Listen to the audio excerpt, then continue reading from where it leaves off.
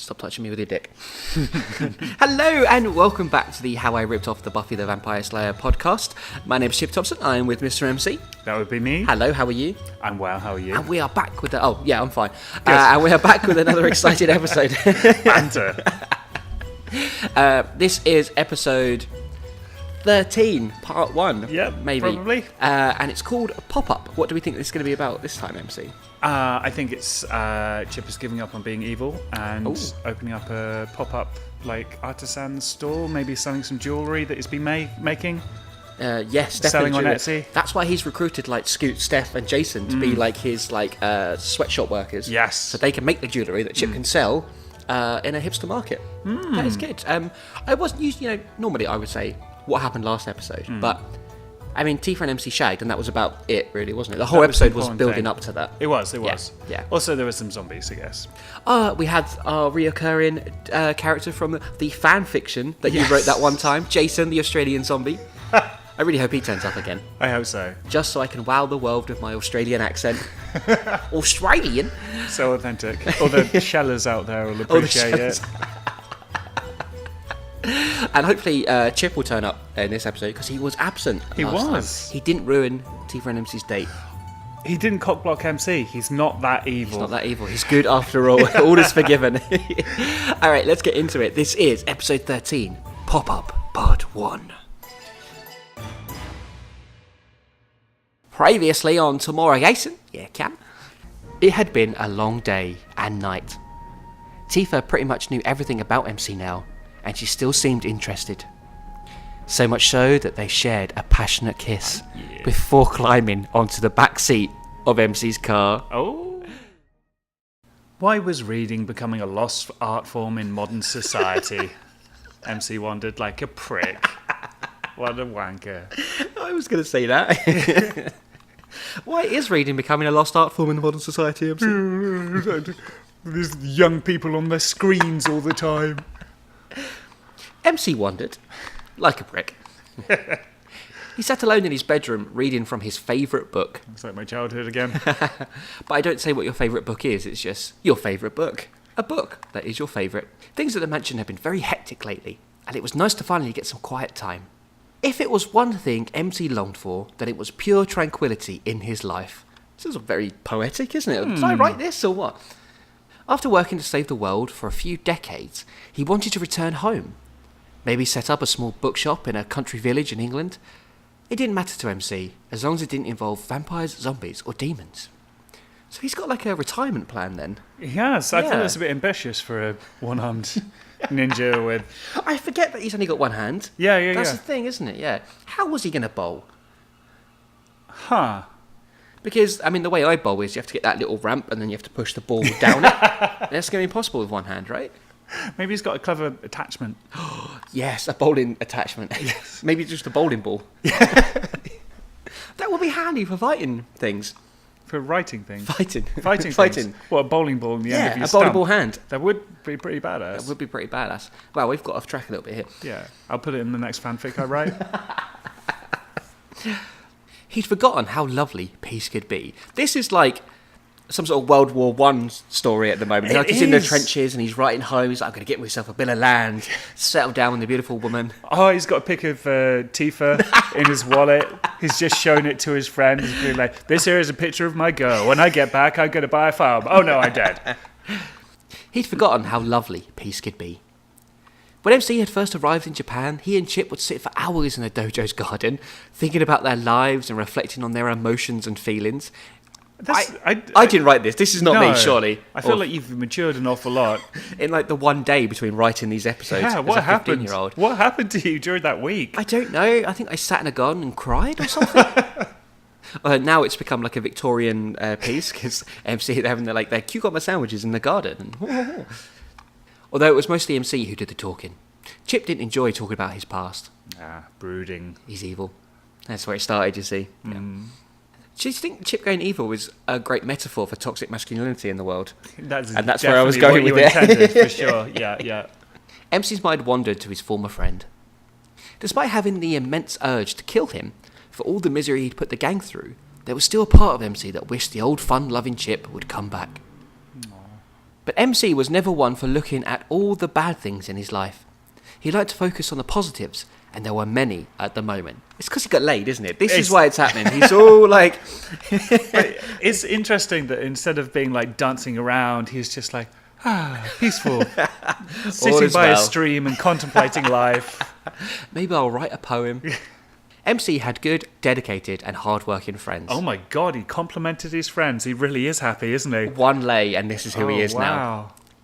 He had a fantastic girlfriend as well, and a killer job that really made a difference in a harsh and cruel world. No, things are going to go badly, aren't they? This can't last. Everything's perfect. Should we just end the whole podcast here? This is the end of it. There was a knock at the door, and MC was angry at having his thoughts interrupted. Who is it? He called out. It's me, Jay. The voice replied. Can I come in? No. MC was determined to get back to where he was, back to his stream. I like to think he's laying on his bed and there's just a thought bubble above him where he's like really peaceful and tranquil. Okay, it's just, there's a phone call for you. Listen, unless it's an emergency, then put it into a pending file. I'm a busy at the moment. He's a busy. There was a slight pause, and then Jay said, It's Tifa. MC jumped up from his bed and ran downstairs to the phone. All thoughts he had gone. That's what a woman will do to you. I like how old school it is as well, that he has to run downstairs to the landline. I like to think he's just like, his hands are just behind him as he's running down the stairs and the wind in his hair. What a fantastic sunset. Chip noticed. He's back. He's Evilly. back. No, he's having a little moment as well. I like the sunset because that's when the night comes out and it's dark like my soul. What a fantastic sunset. Chip noticed. The warehouse in which him and his brother were staying had come alive in the last few days. One of Chip's plans was beginning to take shape, and it needed a lot of people to make it work. It's the jewellery. As he's pop up, this is what's happening. Chip had been a busy boy. Not a busy. He's been a busy boy. Chip had been a busy boy, finding the correct experts to get things rolling and then beating them into submission. It's less lovely. Well, okay. We're back. He's evil. Yeah. But for now, it was quiet time. The loud sounds coming from the ground floor of the warehouse were drowned out by the magic of the sun setting just behind the horizon of busy Tokyo. How loud is the sun? It's very loud. As it's going down, it just goes... It says, I'll be back tomorrow, you fuckers. You can't hide from me. Say hello to the slut moon. This has made the world so much deeper. World building, MC. You know I love a bit of that. He stared for a long time at the disappearing sun and just for a moment forgot all about the anger, hate and pain inside. He longed for more moments like this, but to get there would be too much of a struggle. Being cruel and harsh was so much easier. Chip's thoughts dwelled on his old gang. MC, Louise, Jay and Shinno Khan would never understand what he was going through. Therefore, Chip would let them know. Therefore, Chip would let them know. Is what you intended. Yeah. Therefore, Chip would let them know. He would show them his anger, hate and pain and make them feel the same. Oh, he did write a poem. But he refused to dwell on those thoughts.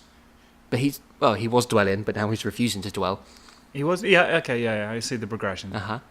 But he refused to dwell on those thoughts for now, and instead wanted to concentrate on the peace and quiet of the small room on the warehouse third floor. But it's not peaceful and quiet because there's a noise of the warehouse and there's a screaming sun as well.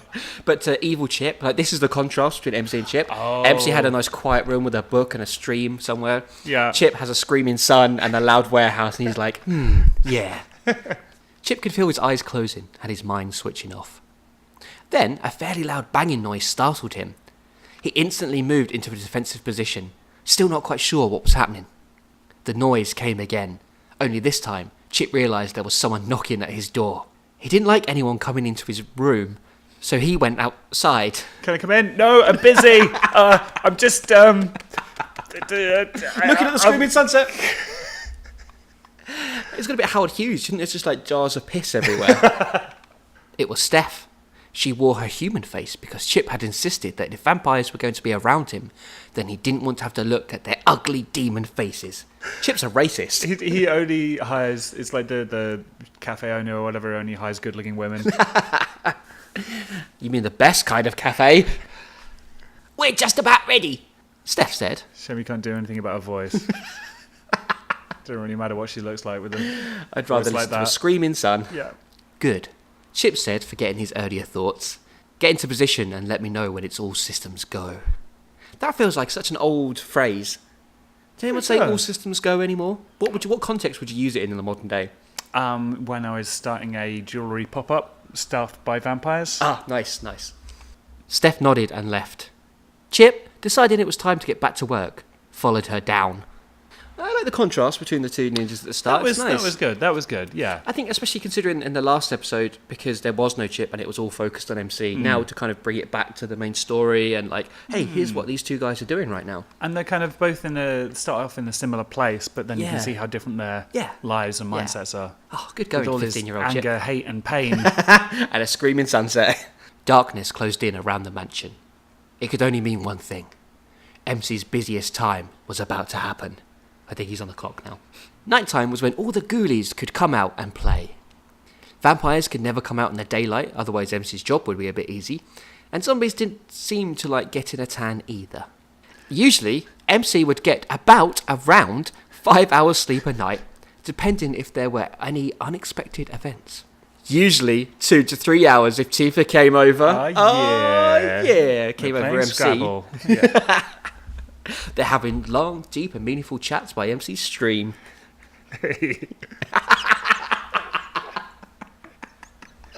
But he never liked to sleep in too long during the day. If Louise and Jay had been up for long periods of time during the night as well, then they would normally sleep in until the afternoon. MC didn't mind this, but he hated the thought of anyone knocking at the front door, desperately needing help, and they couldn't get it because MC was knackered. Poor MC. Yeah. I guess neither of them getting much sleep. Chip's setting up his jewellery sweatshop and trying to sleep with a screaming sun in the background.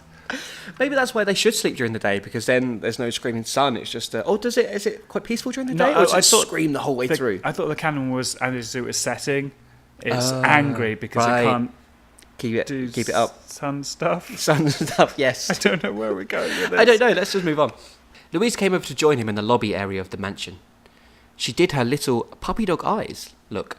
The look she did whenever she wanted something. MC, she said sweetly. Was that sweetly enough? It was very sweet. MC, she said sweetly.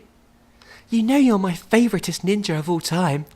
Do you want a lift to the hospital tomorrow? MC inquired, trying not to let the smirk stretch too far across his face. If that's all right with you, boss. I think it would be a bit harsh if he turned round his crippled friend for a lift to the hospital. No, you've got your own wheels, you get there. Why don't you just fucking walk? Oh, sorry. I'm not sure if this is really offensive, so if it is, I'll cut it out. Right. But do you think anyone in a wheelchair has ever considered like getting a little pony to pull them around? I never considered... Or a husky. Yes. Okay, I'm definitely cutting this out because we need to patent this idea and sell it to wheelchair people everywhere. Wheelchair people, for fuck's sake. Jesus. This is like that you've really progressed since... Especially with this episode, I feel like I've very much regressed right now. A loud screeching noise came from behind the computer opposite MC and Louise. Is it the sun? Also, oh no, here comes a bit of casual homophobia. Yay! Please tell me you're not looking at gay porn again, Jay. It was a simpler time. Yeah, Things were different back then, it's fine. It was. I don't find that funny, honest. Nope, not laughing. Then what's with all the girlish screaming? What's all the girlish screaming about? Louise asked. I found a way in which I can become a millionaire again. Jay's voice went high-pitched whenever he got overly excited. I can't go higher. You have to do that again, but higher now. Yeah, that's possible. I found a way in which I can become a millionaire again. Please don't ask me to do that again. Jay turned into the setting sun? I don't think that's a good joke. I don't think it has legs, but it's still recurred more than any other joke. Every episode now I will be bringing that up. Jay's voice went high-pitched whenever he got overly excited.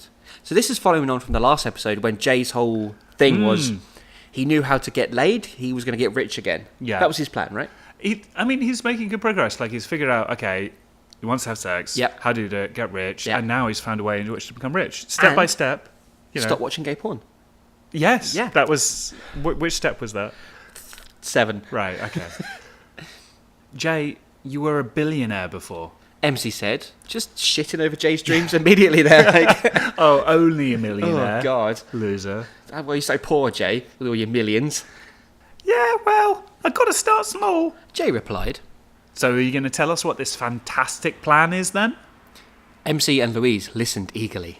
I'm not sure just yet. Jay said, I was looking on the internet for Slipknot memorabilia, and this pop-up came up saying, want to make a fortune? Then click here. that's quite an old school thing, I think. It is. Pop-ups for that. I mean, that must still happen, right? Do you still get the ones that like, you are a 10,000th customer visitor, click here for your prize? But then I've got like pop-up blocker, ad block, and all that sort of stuff. So I don't know. Maybe it feels like it happens to like 80-year-old people using the internet. Before could say anymore, Louise and MC were already in the kitchen making a cup of tea. Oh well, Jay thought. they're just jealous. Oh no! He clicked onto the flashing pop-up, and another window opened. It was gay porn. Not again! I'm back. The site looked very basic, but it had all the right words: fortune, instant, and no hassle. The only information it gave was an address for people to go to if they wanted to learn the secrets of easy money making.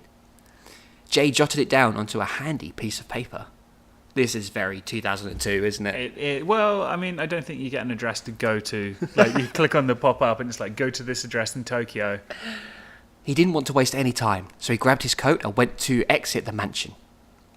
Just before he got to the front door, MC was standing in front of him. How did you do that? Jay asked, surprised. Ninja. Anyway, where are you going? Nowhere.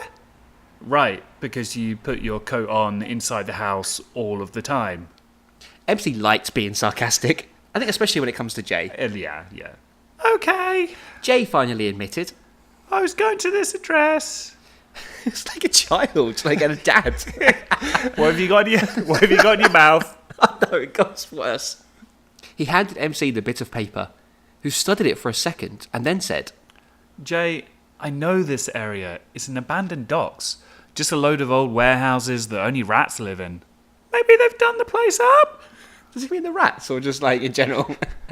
Because now I've seen like rats in little overalls, like little ladders, painting, and I'm really happy.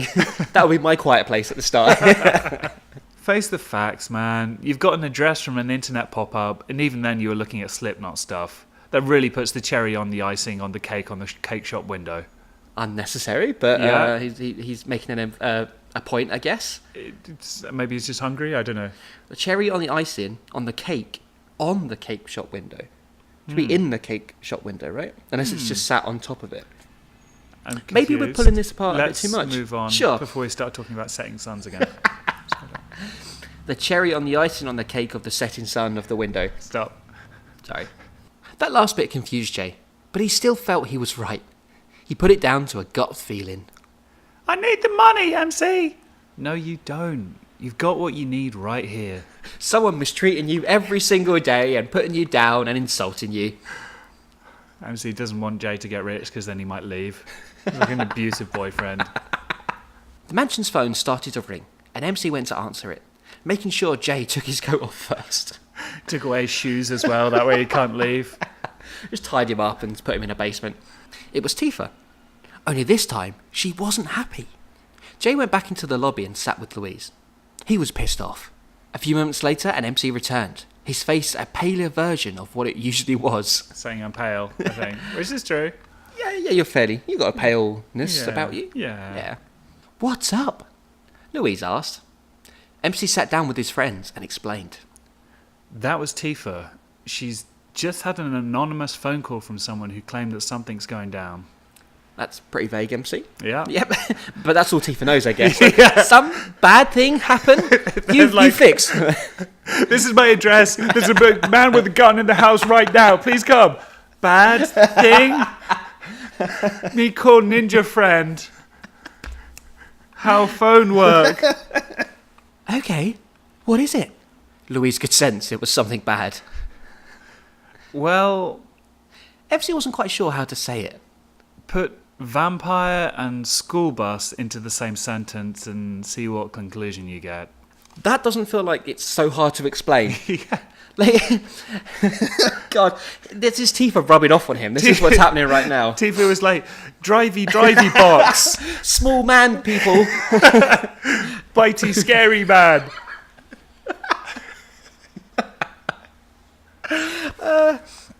I think, wasn't quite sure how to say it. He could just say, there's a vampire on a school bus. Yeah. Yeah. Also, this would be a very good sequel to Speed.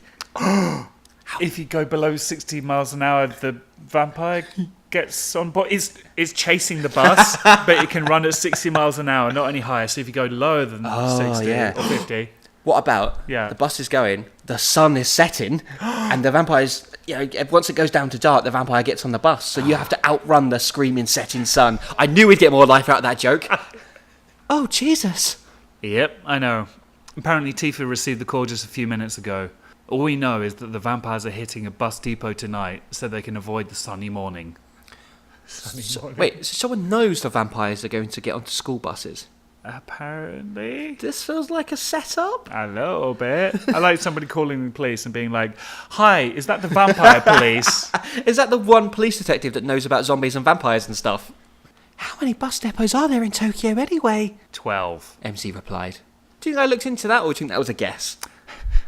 How many bus depots do you think there are in Tokyo? 11. They closed one after the vampire attack. That was the thing. Exactly. Yeah. Jay remained quiet, sulking. I like how his priorities straight. Time to go to work then. MC said, getting up. I'm going to pick Tifa up on the way. She wants to help. I think she's guilty at the fact that she got the call. What? I don't know. Oh, no. Oh, no. I caused bad because call me, speak no. How's she taking all this vampires and zombies lifestyle of yours? Louise asked. She's a tough character. I think she's okay. Also, it's tough as in T-U-F-F. That's extra tough. Extra tough. Yeah. MC replied as he left the mansion. Louise watched him go and then said to Jay, "Can you remember what it was like finding out what the world is really like?" No. Oh, sorry, no, that wasn't Jay's voice. No, my God, that's how upset he is. Yeah. No! Jay replied sharply. Knowing Jay was in a bad mood, Louise decided to go and watch some telly to take her mind off her worry for MC. Jay looked down at the bit of paper on the table in front of him. He grabbed it and bolted for the door. And that's where we're going to end part 1 of Pop-Up. Well, is there anything to say about that episode? Yeah, there's plenty to say. Okay. The sun was setting and screaming at MC. You're right, Ellie. It was a good reintroduction of Chip, and I do like the parallels between what's going on with Chip and what's going on with MC and the different way they kind of interpret those. Yeah, it was nicely done, I think, even if I do say so myself, having written this about 17 years ago. Yeah. And you know what? When we did part 1 of No One Likes Dating, fuck all happened. Yeah. Usually part 1s are all the setup, aren't they, for what's going to happen. This actually has some setup. True. We've established where the characters are. Yeah. Jay is really keen on going to get this pop-up pyramid. You've got the main plot of the bus depot thing. You've got the subplot of Jay. Yeah. And MC was talking about emotions earlier. Yeah. Yes. Thoughts, feelings, like character depth. Kind of. And you've got the main storyline still running in the background with Chip with his jewellery and that sort of thing as well. That's the thing that's happening. It's like your writing has evolved since that last episode. I mean, those first couple of pages where it's all, I'm thinking about books and streams and looking at the setting sun that's screaming at me. It's that is a vast improvement. It really is. And there was only a slight bit of homophobia, so only a little bit. Things are looking up, MC. Things are looking up. A mild Gojo. Do we think the vampires on a school bus is a setup? I think it might be. Is this what Chip's doing? I think it might be. Okay, and I wonder what his end game is going to be. He keeps on going on about hate, pain, suffering, torture, angst, 9 Inch Nails. Could it be a throwback to when they blew up the magic at the magic school? Oh! Do you think he's going to be like, oh, here's some dead kids now? Now you'll turn evil, because that's what happens. I think that would be how Tifa would do it if she turned evil. But unfortunately, the sun is setting on this episode. I'll get you next time! You can't hide from me, you fuckers! Why don't you go hook up with the slut moon again? We'll see you next time for part 2 of Pop-Up. Love you, bye.